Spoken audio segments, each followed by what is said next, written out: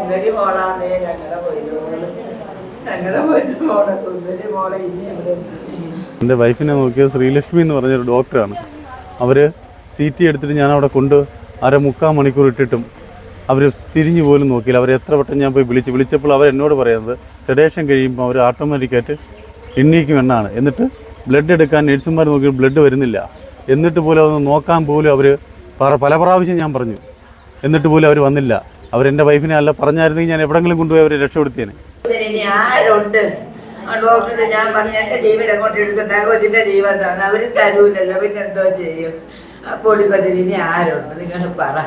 മാത്രം വൊമിറ്റിങ് ചെയ്തു, ഫുൾ ടയേർഡായി. നമ്മൾ റെസ്പോൺസ് ഉണ്ട്. വണ്ടി പോകുമ്പോൾ വൊമിറ്റ് ചെയ്തിട്ട് അവിടെ ചെന്ന് സ്ട്രെച്ചറിൽ കയറ്റി അത്യാഹിത വിഭാഗത്തിൽ ഡോക്ടർ വന്നിട്ട് ഒരു മരുന്നിട്ടു. എന്ത് മരുന്നാണെന്ന് അറിയത്തില്ല.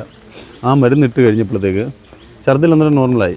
മരുന്നിട്ട് കഴിഞ്ഞപ്പോഴത്തേന് ആൾക്ക് ഡിപ്രഷനും എന്തൊക്കെ പറഞ്ഞു, ഈ മരുന്ന് എന്തോ കുഴപ്പമുണ്ട്, ഇത് എനിക്ക് ഹീറ്റാവുന്നു, വെപ്രതിപ്പെട്ട് പിന്നെ ഒരു സോഡിയം കുറഞ്ഞൊരു എഫക്റ്റ് കാണിക്കുന്നു. അന്നേരം അവൾ എന്നോട് പറഞ്ഞ് ആ ഒരു സംസാരം എന്നോട് സംസാരിച്ചിട്ടുള്ളൂ. അത് കഴിഞ്ഞ അറ്റേ ടൈമിൽ ആ ഡോക്ടർ പറയാണ് ചെറിയൊരു സഡേഷൻ കൊടുക്കണം, CT എടുക്കണമെങ്കിൽ CT എടുക്കണം എന്ന് പറഞ്ഞു. ഛർദ്ദിലായിട്ട് പോയ ഒരു കുട്ടിയെ ഉടനെ CT സ്കാൻ എന്തിനെടുക്കുന്നത്?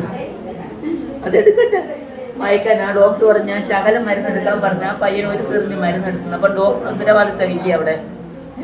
ഇതൊക്കെ ഞങ്ങൾ ആർക്കാ പറയുന്നത് പറ. അപ്പോഴും നാക്ക് ഇങ്ങനെയൊക്കെ ആക്കുന്നു, തുപ്പലിൻ്റെ പത വരുന്നുണ്ട്. അവിടെ കൊണ്ട് എടുത്തു കഴിഞ്ഞ് താഴെ ഡോക്ടർ ഇങ്ങനെ തൊട്ട് താഴെ ഫാർമസിയുടെ ഇപ്പുറത്തൊരു റൂമുണ്ട്. അവിടെ കൊണ്ട് സ്ട്രെച്ചറിൽ തന്നെ അവിടെ കിടത്തിയിട്ട് പിന്നെ ആരും തിരിഞ്ഞു നോക്കിയില്ല. നേഴ്സ് വരുന്നുണ്ട്, പോകുന്നുണ്ട്. അവരോട് പറയുന്നു കുഴപ്പമില്ല, ഇതിന് റിക്കവർ ചെയ്യുന്ന സമയമുണ്ട്, അന്നേരം ആവത്തുള്ളൂ. അപ്പോൾ ആളപ്പോഴും പ്രോബ്ലമാണ്. അപ്പോൾ നമ്മൾ പറയുന്ന ഇവർ ചെക്ക് ചെയ്യുന്നില്ല. ബ്ലഡ് ചെക്ക് ചെയ്യാൻ നോക്കുന്നു. ഒരു നേഴ്സ് വന്ന് ചെക്ക് ചെയ്തു, ബ്ലഡ് കിട്ടിയില്ല. രണ്ടാമത്തെ നേഴ്സ് വന്നു, മൂന്നാമത് വന്നു, 3 പേര്. അത് കഴിഞ്ഞിട്ട് നമ്മൾ വിഷയം ഉണ്ടാക്കുമ്പോഴാണ് പിന്നെ ഇവർ ECGയോ ഏതോ കൊണ്ട് വെക്കാൻ നോക്കുന്നു. അപ്പോഴത്തേക്ക് ആളിനപ്പുറം ഒന്നുമില്ല. അത് കഴിഞ്ഞപ്പോൾ ഡോക്ടറെ ഞാൻ പോയി വിളിക്കുന്നുണ്ട്.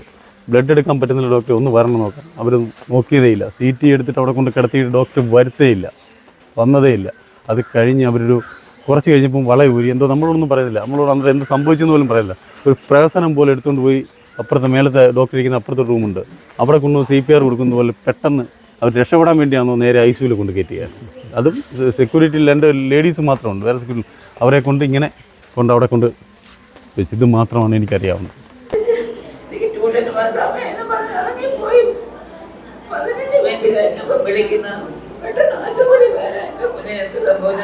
അറിയത്തില്ല. 2:45 ആക്യുറേറ്റ് പറയാൻ എനിക്ക് 3 മണി എന്ന് വേണമെങ്കിൽ 2:30. ഇവിടെ നമ്മൾ ഏത് ഹോസ്പിറ്റലിലോട്ടുണ്ട്? ഞാൻ ഇവിടെ നേരെ എമർജൻസി നേരെ ഗവൺമെൻറ് ഹോസ്പിറ്റലിൽ ഫസ്റ്റ് പുല്ലൂർ അവിടെ കൊണ്ടുപോയെന്ന് പറഞ്ഞാൽ എനിക്ക് ആ ഫസ്റ്റ് എന്തെങ്കിലും വൊമിറ്റ് ചെയ്തുകൊണ്ട് എന്തെങ്കിലും പ്രോബ്ലം തലയ്ക്കുണ്ടെങ്കിൽ അതിനൊരു ഇഞ്ചക്ഷൻ എടുത്തിട്ട് എനിക്ക് മെഡിക്കൽ കോളേജിൽ പോകണം. വീട്ടിൽ വെച്ച് ഈ വൊമിറ്റിങ് മാത്രമേ ഒന്നുമില്ല. 2:30 ആയപ്പോൾ ഇവിടുന്ന് ചോറിട്ട് അങ്ങോട്ട് ഇറങ്ങിയതാണ്. ഈ തൊട്ട് താഴെയാണ് കട.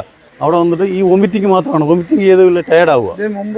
ഇല്ല ആദ്യമായിട്ടാണ് അങ്ങനെ വൊമിറ്റിങ് ചെയ്ത് പുള്ളി ടയർഡായപ്പോൾ തന്നെ റെസ്പോണ്ട് ഉണ്ട്. വിളിക്കുന്ന അങ്ങോട്ട് പറഞ്ഞാൽ അവൾക്ക് മനസ്സിലാവുന്നുണ്ട്, എല്ലാം ഉണ്ട്. അവിടെ ചെന്ന് കഴിഞ്ഞപ്പോഴത്തേന് ചെന്ന് കഴിഞ്ഞ് ഇതേപോലെ അവർ പെട്ടെന്ന് കൊണ്ടുപോയിട്ട് ഈ ഒരു ഗ്ലൂക്കോസ് എന്താണെന്ന് അവർ കുത്തിയിട്ട് നമുക്കറിയില്ല. അവർ കുത്തിയിട്ട് കഴിഞ്ഞാൽ ആ മരുന്ന് കയറി കഴിഞ്ഞപ്പം ആൾക്ക് ഇതേപോലെ അന്നേരം നോർമൽ ഛർദിലൊന്നുമില്ല ആ സമയത്ത്. അപ്പോൾ നോർമലല്ലാത്ത അബ്നോർമലായിട്ടുള്ള ഒരു കാലെടുത്ത് ഇറങ്ങാൻ നോക്കുക. എന്നിട്ട് ഇതെന്നോട് പറഞ്ഞുകൊണ്ട് ഇതാ ചെയ്യുന്നത്. ഈ മരുന്ന് എന്തോ കുഴപ്പമുണ്ടെന്ന് എന്നോട് പറഞ്ഞു. അത് കഴിഞ്ഞ് അറ്റേ ടൈമിൽ അവർക്ക് ആ മരുന്നിൻ്റെ എന്തോ വിഷയം കൊണ്ടാണ് അവർ സെഡേഷൻ്റെ കാര്യം. അത് സെഡേഷൻ എന്നല്ല എന്തൊക്കെ പറഞ്ഞത്, ഇതെടുക്കാൻ വേണ്ടി നോർമലൊരു ചെയ്യുന്നു. അത് കഴിഞ്ഞിട്ട് അവർ ആ ഡോക്ടറെ പറഞ്ഞിട്ട് പോലും തിരിഞ്ഞു നോക്കിയിട്ടില്ല. അതുകൊണ്ട് അവിടെ താഴെ അവിടെ ഡോക്ടറുടെ പ്രതികരണം നമ്മൾ പറഞ്ഞാൽ വരില്ല. ഞാൻ എത്ര വട്ടം പോകുന്നു. അത് കഴിഞ്ഞിട്ട് ഞാൻ അവിടെ ചെന്ന സിസ്റ്റർമാരെല്ലാം പറയാം വെള്ള ഷർട്ടുകാരൻ്റെ വിപരീതി കാണിക്കുന്നു എന്നുള്ള ഒരു സംഭാഷണമാണ്. BP അറിയാം, ഞാൻ ഹസ്ബൻഡ് എന്നറിയാം. ഞാനല്ലേ കൂടെ നിൽക്കുന്നത് അവിടെ കൊണ്ട് ചെന്നതും. എന്നിട്ട് പോലും ആ നേഴ്സ് പോലും ഒരു BP നമുക്ക് അന്നത്തെ ടൈമില്ല, ചോദിച്ചാൽ പോലും പറഞ്ഞില്ല ലേഡി. ഞങ്ങളുടെ വിളി കണ്ടോണ്ട് എടുത്തോണ്ട് ഓടുന്നു. അവരെവിടെ എടുത്തോണ്ട് ഓടി? ഇവർക്ക് പയ്യെന്ന് പറഞ്ഞെങ്കിൽ ഞങ്ങൾ വേറെ എവിടെയെങ്കിലും കൊണ്ട് രക്ഷപ്പെടുത്തത്തില്ലേ? ആ പൊടിപ്പതിന് ഇനി ആരുണ്ട്? ആ ഡോക്ടറെ ഞാൻ പറഞ്ഞ എൻ്റെ ജീവൻ അങ്ങോട്ട് എടുത്തിട്ടുണ്ടാകും. കൊച്ചിൻ്റെ ജീവനാണ് അവർ തരൂല്ലല്ലോ, പിന്നെന്തോ. ഈ CT എടുത്ത ഒരാളെ വന്ന് നോക്കണ്ടേ? CT എടുത്തിട്ട് വന്ന ആളെ സഡേഷൻ കൊടുത്ത ആളൊക്കെ അനക്ക് നമ്മൾ പറയുമ്പോൾ ബ്ലഡ് എടുക്കുന്നില്ല, എടുക്കാൻ അവർക്ക് പറ്റുന്നില്ല. ഇത്രയും ട്രൈ ചെയ്യുന്നു. ഡോക്ടർ ഒന്ന് നോക്കണമെന്ന് പറഞ്ഞാൽ ഡോക്ടർ വരുന്നില്ല. പിന്നെ അവരെന്ത് ചെയ്യുന്നത്? അവർ നമ്മളോട് ഒന്നും അന്നേരം എന്ത് സംഭവിച്ചു മരിച്ചെന്ന് പോലും അവർ നമ്മളോട് പറയുന്നില്ല. അതാണ്. കുഞ്ഞുങ്ങൾ ഒരു മോനുണ്ട്, എത്ര വയസ്സ്? 5.5 വയസ്സ്. 5 വയസ്സ്. ഇതാണ് സംഭവിച്ചത്. അവൻ്റെ അടുത്ത് ഞാൻ പറഞ്ഞതാ, കുത്തല്ലേ കുത്തല്ലേ കുത്തല്ലേ, അവൻ കേൾക്കൂല.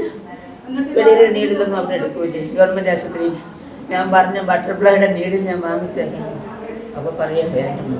ഒന്നുമില്ല, ഒന്നും കഴിച്ചില്ല. രാവിലെ ട്യൂഷൻ ഉണ്ടായിരുന്നു. ഉച്ചയ്ക്ക് വന്ന് ഇവിടെ 12:15 ചോറൊക്കെ കൊണ്ടിട്ട് 2 മണിക്ക് പതുക്കെ 1:09 ആയപ്പോൾ ഇവിടെ നിന്ന് അങ്ങോട്ട് ഇറങ്ങി നടന്ന് പോയതാണ്. പോയിട്ട് 2:30 ആയപ്പോഴാണ് ഛർദ്ദിക്കുന്ന കുഞ്ഞുങ്ങൾ വിളിച്ച് പറഞ്ഞു. ഞാൻ പോയി. എന്നിട്ട് ടയേർഡാ, ഛർദ്ദിക്കും ടയേർഡാ, നല്ലോണം ഛർദ്ദിച്ചു. ടയേർഡാ, വണ്ടി പോകുമ്പോൾ ഛർദ്ദിച്ചു. അത് കഴിഞ്ഞ് അവിടെ ചെന്നപ്പോൾ ആ ഛർദ്ദിൽ ഇവിടെ ചെന്ന് നോർമൽ. അപ്പോഴാണ് ഇവർ എന്തോ കുത്തിയിട്ടു. എന്താണെന്ന് എനിക്കറിയില്ല. ഇനി നമ്മുടെ അടുത്ത ഇപ്പം ഈ ചടങ്ങുകളൊക്കെ കഴിഞ്ഞ് മുന്നോട്ട് ഇത് കേസ് പ്രൊസീഡ് ചെയ്യാനാണ് എനിക്ക് തീരുമാനം. അവരെ നിയമപരമായിട്ട് അവരെ സത്യാവസ്ഥ അറിയണം. നിയമപരമായിട്ട് അവരെ നമുക്ക് പ്രോസിക്യൂട്ട് ചെയ്യണം തീർച്ചയായിട്ടും. അവിടെ നേഴ്സുണ്ട്. ആ നേഴ്സിനെയും എനിക്ക് BP ചോദിച്ചാൽ പോലും പറഞ്ഞു തരാൻ പറ്റും. ധാർഷ്ട്യമായിട്ട് പെരുമാറുന്ന അവരോട് എന്താ പറയുന്നത്? പേടിച്ചാണ് അവരോട് ചോദിക്കുന്നത്. ഒരു വട്ടം ചോദിച്ച് രണ്ടാമത്തെ ചോദിച്ചാൽ അവർക്ക് ദേഷ്യമാണ്. എന്തായാലും അവരെ നിയമത്തിന് മുന്നിൽ കൊണ്ടുവരണം തീർച്ചയായിട്ടും. ഇനി ആർക്കും ഇത് ഗതി വരാൻ പാടില്ല. അവൾ തോക്കച്ച് സ്കൂൾ പേപ്പറിലൂടെ എന്തായാലും ഇതിനൊരു പരിഹാരം കാണണം. കേസുമായിട്ട് മുന്നോട്ട് പോയാലും തന്നെ തീരുമാനം. അവരെ ഏത് വിധേനയും നേരിടും. 100% ഉറപ്പാണ്.